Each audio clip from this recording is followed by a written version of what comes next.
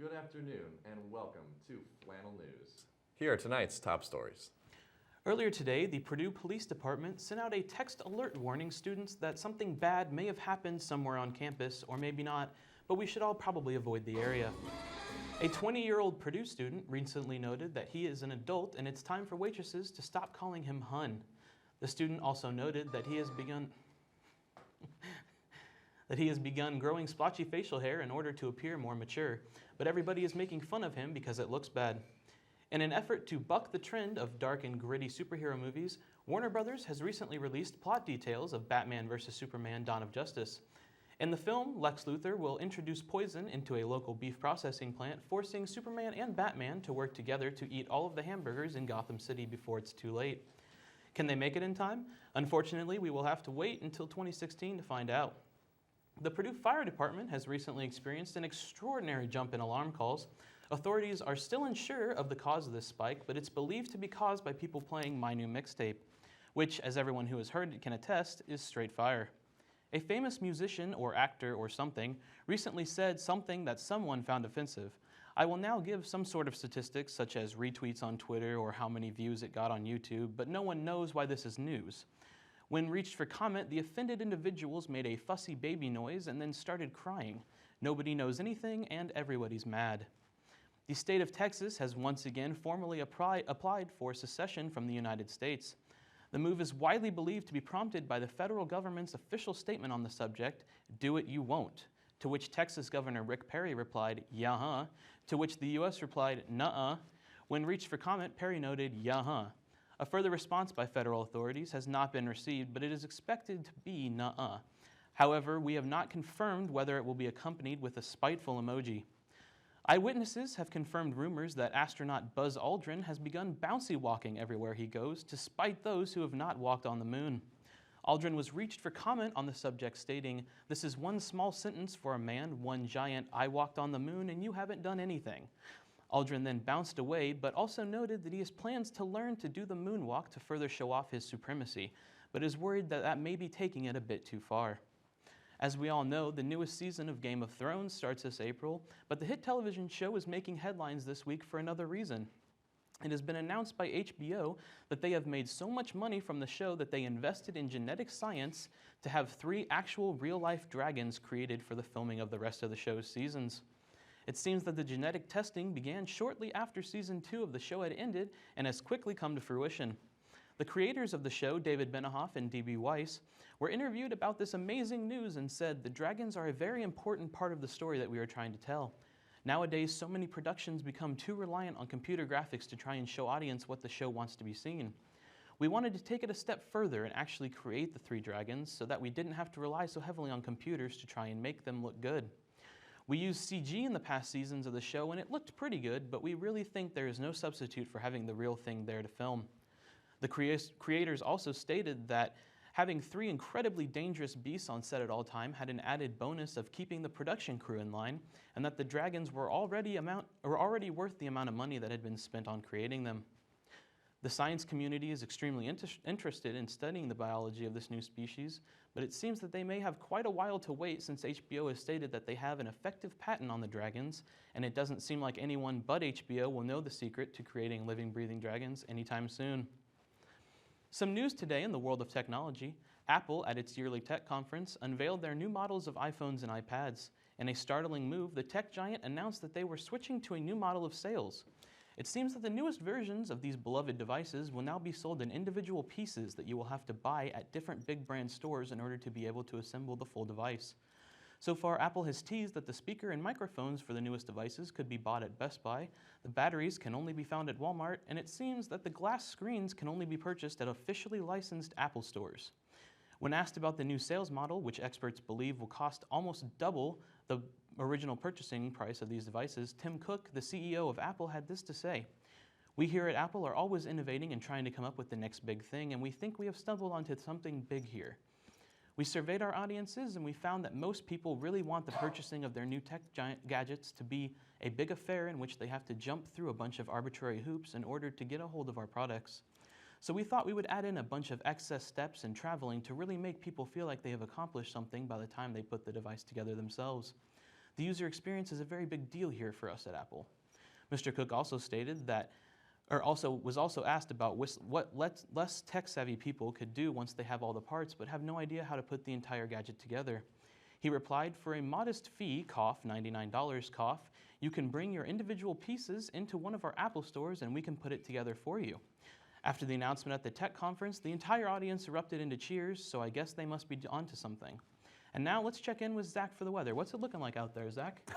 Well, Matt, it's looking pretty good so far. Now, the temperature in Lafayette is going to be 19 degrees. The dew point's at 25 degrees, and the humidity is 67%. Now, that's usually when it's a lot of precipitation, people say it's raining cats and dogs, but since it's snowing, I call it raining chili dogs. The wind's going to be 9 miles per hour, high of 22, and then a low of a chilly 10 degrees. But, I mean, that's just a little taste of the weather today. I'll be back later on in the broadcast with my forecast for tonight and later in the week, but I'm sure everything is going to be fine. I'm just having a really good day. Aaron? Thanks, Zach. We're going to take a short commercial break, and then we'll be back with more of tonight's top stories. With Valentine's Day coming up, are you wanting to do something special for that special someone? Well, I have a brand new product for you. With Pillsbury's Valentine's Funfetti Sugar Cookie Mix, you have a cheap and easy alternative to an expensive date. Don't have a significant other? You can always just eat the whole batch yourself. For just $1 and a trip to your local store, you can buy Pillsbury's Valentine's Cookie Mix today and turn your Valentine's Day dreams into a reality. Your special someone will be sure to love these cookies even if they don't love you. Get yours today.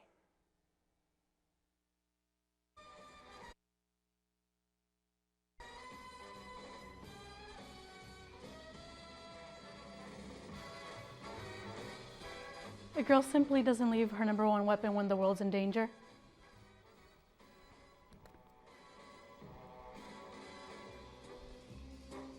She simply takes it with her.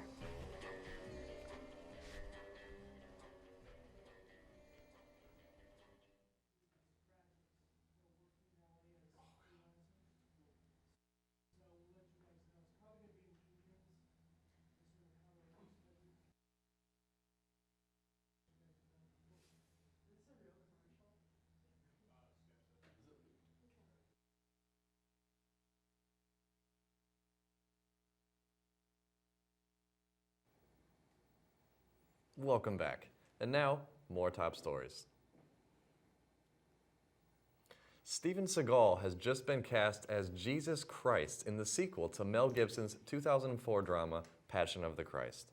Gibson revealed that he originally offered the part to Seagal for the original movie, but he declined, stating he was too busy with his dojo to fully invest in the role. Gibson assures that the actor switch shouldn't be too confusing for the audience, and is actually explained in the plot. After obtaining a $500 million budget for the film and adding Michael Bay to the team, Gibson promises explosions, kung fu fighting, and graphic nudity that many critics felt were missing in the original. When asked to comment on the plot, Gibson simply laughed and shook his head. "There will be time travel," he says. Look for Passion of the Christ 2: Resurrection Armageddon in theaters this Christmas. Purdue President Mitch Daniels has recently announced his new arm and a leg program for students enrolling this fall. Concerned that many students struggle financially and are often crippled with debt after college, he is now offering a solution that will help ease the burden.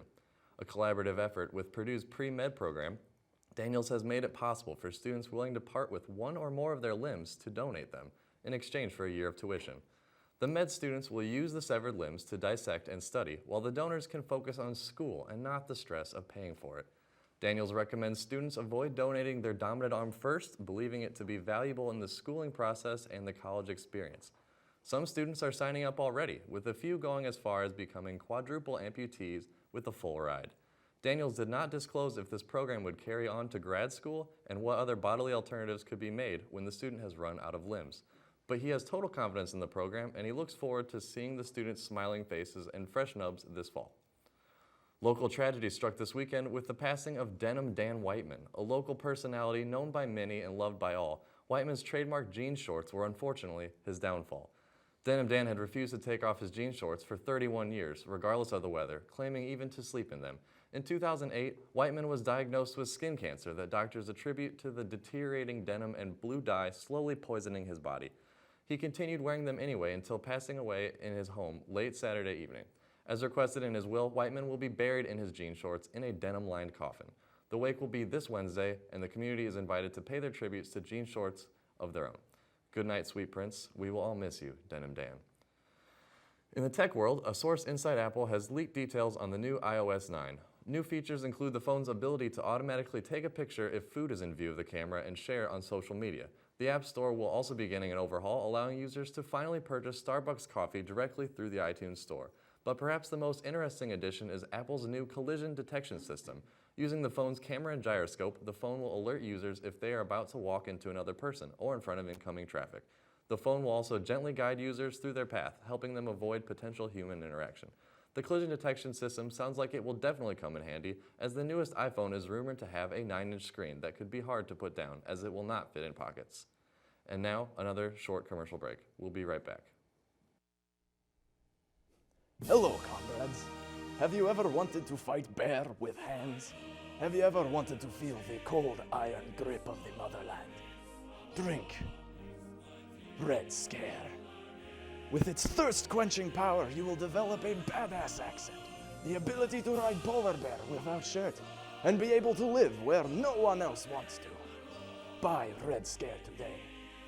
Spasibo, comrades. Hey, look at this new app on my iPhone. It says it can get you around Purdue in a flash. Whoa, Neil Armstrong. Yeah, the bell tower. Football. This is where I study.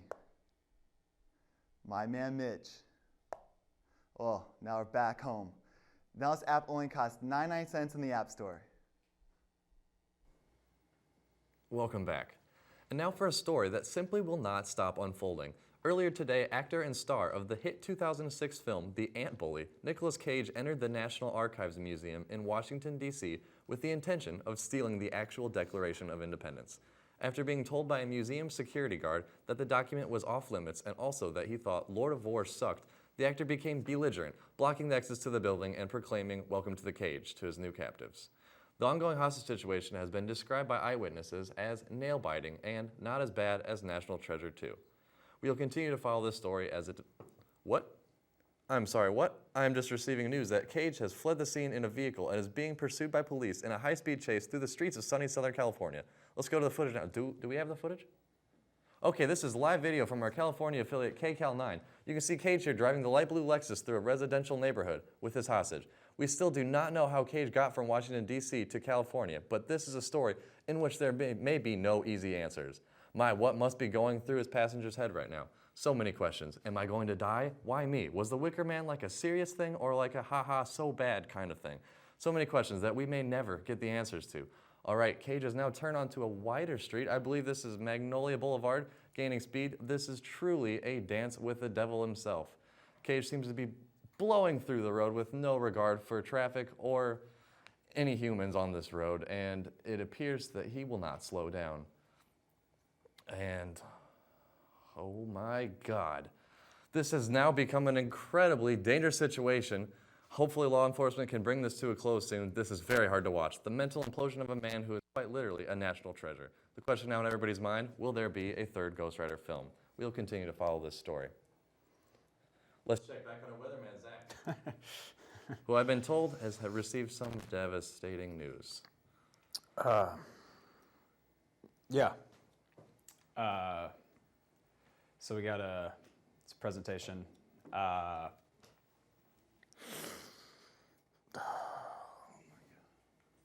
So tonight is partly, you can see every human life is without reason, and it prolongs itself out of weakness. This is a green screen.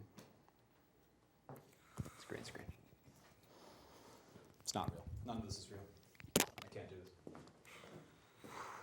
Thanks, Zach. Well, that's all for us here at Flannel News. Good night.